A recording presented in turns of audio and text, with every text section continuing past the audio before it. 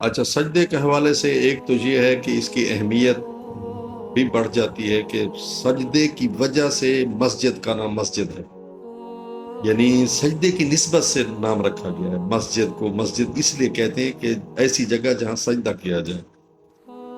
دوسرا یہ ہے کہ جو لوگ مٹی پر سجدہ کرتے ہیں، حضور نے فرمایا کہ سب سے افضل سجدہ مٹی پر ہے، اور خاک کربلا چونکہ وہ افضل مٹی ہے، اس میں امام حسین علیہ السلام کا خون شامل ہے، تو اس پر سجدہ کرتے ہیں۔